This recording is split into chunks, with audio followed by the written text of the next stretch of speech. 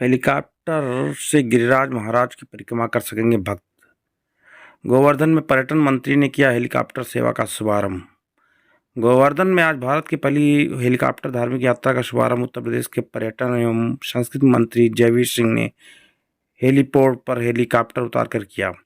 पर्यटन मंत्री जयवीर सिंह ने बताया कि आज गोवर्धन में 8 सीटर हेलीकॉप्टर सेवा की शुरुआत हुई है।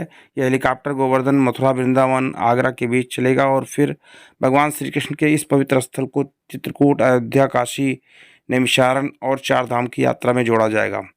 आज बटेश्वर से पूर्व प्रधानमंत्री भारत रत्न अटल बिहारी वाजपेयी की जयंती पर हवाई यात्रा का शुभारंभ किया गया है। प्रदेश में योगी और केंद्र की मोदी सरकार ने गोवर्धन को भारत की पहली हेलीकॉप्टर यात्रा से जोड़ा गया है। गोवर्धन हेलीकॉप्टर से अब श्रद्धालु भक्त 4000 रुपये में हेलीकॉप्टर से गिरिराज परिक्रमा कर सकेंगे और इसको और विस्तार देने की योजना है। उत्तरांचल से लेकर पश्चिमांचल तक हेलीकॉप्टर यात्रा शुरू की जाएगी।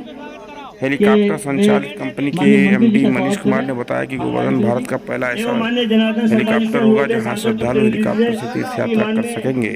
माननीय संतोष जी का प्रदेश के उपाध्यक्ष क्षेत्र के प्रभारी जी का स्वागत करें एवं माननीय कारिंदा जी अतिथियों का जिससे भी अनुरोध है लोगों ने भव्य स्वागत किया और उन्हें फूलमाला बनाकर स्वागत करें मंत्री जी का। श्री विपिन चौधरी स्वागत करें मंत्री जी का। दाऊ जी के प्रधान बैठक के दाऊ जी गौड़ कृपया आए, मंत्री का स्वागत करें।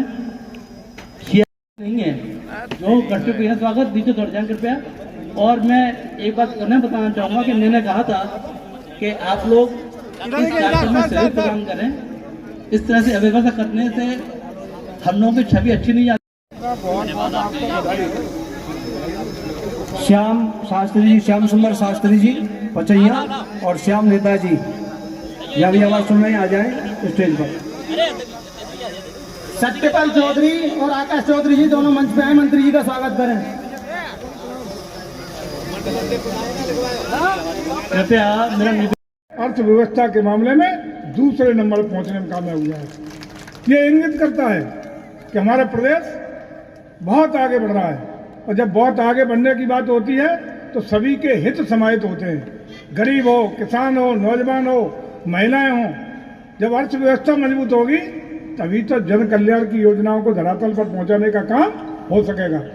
आज पाकिस्तान जैसा देश साथ ही साथ तो आजाद हुए, भूखों मरने की स्थिति है।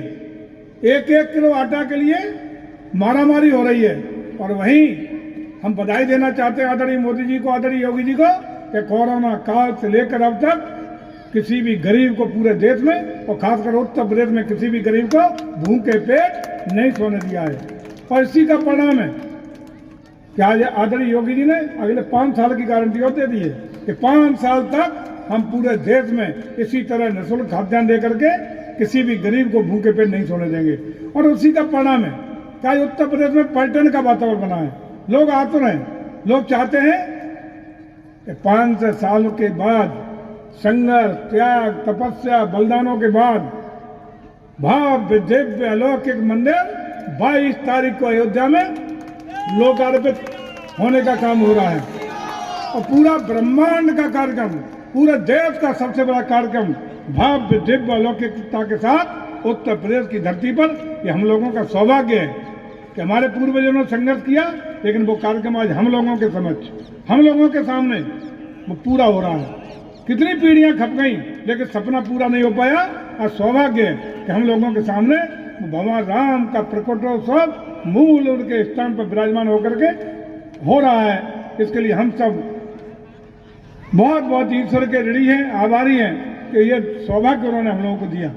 मेहनत करके यहाँ पूरा चाक चौबंद करके सुनियोजित तरीके से हमारे पर्यटन विभाग का पैसा लगा के किया है। अगर कमी बड़ी रह गई हो तो जयवीर सिंह बैठे, मुख्यमंत्री जी बैठे, चिंता मत करना। एक पर्यटन स्थल को, एक धार्मिक स्थल को हम पूरी तरह सुसज्जित करने का काम करेंगे। उत्तर प्रदेश में लंबे समय तक सनातन संस्कृति को नष्ट करने का उपक्रम किया गया। मुगल काल में बार बार हमले किए गए, मंदिर तोड़े गए, संस्कृति को नष्ट किया गया, लेकिन पहली बार आदरणीय मोदी जी और योगी जी के नेतृत्व में अपनी संस्कृति को मजबूत करने का, अपनी सनातन परंपराओं को ताकत देने का और अपनी सनातन संस्कृति का पुनरुद्धारित करने का, संवर्धित करने का काम इस सरकार में चल रहा है। और हम आपको आश्वस्त करते हैं कि आने वाले इन 5 सालों में उत्तर प्रदेश का कोई भी तीर्थ स्थल, कोई भी पर्यटन स्थल, कोई भी धार्मिक स्थल पूरी तरह सुसज्जित हुए बिना बचने वाला नहीं है। हम पूरी ताकत से लगेंगे, ताकत से काम कर रहे हैं। और सबसे खास बात यह है कि इस साल हम लोगों ने उत्तर प्रदेश की 403 विधानसभा में एक विधानसभा ऐसी नहीं छोड़ी है जब पर्यटन का करोड़ों रुपया नहीं दिया हो। हमने दिया है और देंगे, जितनी जरूरत होगी देंगे। और यही नहीं, हम लोगों ने संकल्प लिया है कि पर्यटन स्थलों को जोड़ने के लिए, पर्यटन स्थलों के लिए आपकी आवाजाही को सुगम बनाने के लिए एक एक पर्यटन स्थल को, एक एक धार्मिक स्थल को रोड कनेक्टिविटी देंगे, चमाचम रोड भी देंगे। उस रोड के लिए बातें नहीं, परिणाम देने के लिए आदरणीय मुख्यमंत्री जी ने पीडब्ल्यूडी को 1000 करोड़ रुपए साल में इन्हीं काम के लिए आरक्षित करने का काम किया है। श्री दुर्ग विजय सिंह जी, ब्रज क्षेत्र के अध्यक्ष, कृपया आप एक मंच में कृपा करें। मंत्री जी, गोवर्धन में हेलीपैड का उद्घाटन किया है, क्या क्या व्यवस्थाएं यहाँ रहेंगी? 8 सीटर हेलीकॉप्टर की यहाँ लॉन्चिंग हुई है। ये हेलीकॉप्टर ब्रज तीर्थ के अंतर्गत गोवर्धन महाराज की परिक्रमा कराएगा, वृंदावन, मथुरा जो भी धार्मिक स्थल है उनकी यात्रा कराएगा, आगरा भी ले जाएगा, बटेश्वर तक। फिलहाल ये बटेश्वर, आगरा और वृंदावन का, मथुरा का, गोवर्धन का, और खास रूप से गोवर्धन परिक्रमा, ये सब उपक्रम होंगे। इसके बाद इसका और विस्तार देने की योजना है।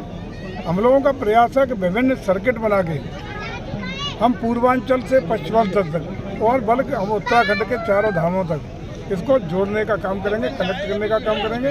ये शुरुआत में आज चूँकि अटल बिहारी वाजपेयी जी जो हमारे भारत रत्न अटल जी हैं, पार्टी के बड़े नेता हैं, उनके जन्म स्थान से पहली सेवा आगरा बटेश्वर से शुरू हुई है माननीय मुख्यमंत्री के करकमलों से।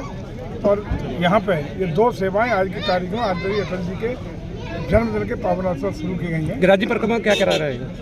गिरिराज जी की परिक्रमा क्या निर्धारित किया है? ये कंपनी वालों से आज चर्चा कर लेंगे, लेकिन निर्धारित एमओयू में ज़्यादा नहीं ले सकते, वो सस्ता किराया रहेगा ताकि आम आदमी इसमें यात्रा कर सके, ये व्यवस्था होगी। अभी एमडी से आप, मैं समझता हूँ उसके एमडी कंपनी के साथ ही आए हैं, उनसे इस पर चर्चा भी कर ली है। तो कितने हेलीकॉप्टर कुल रहेंगे यहाँ?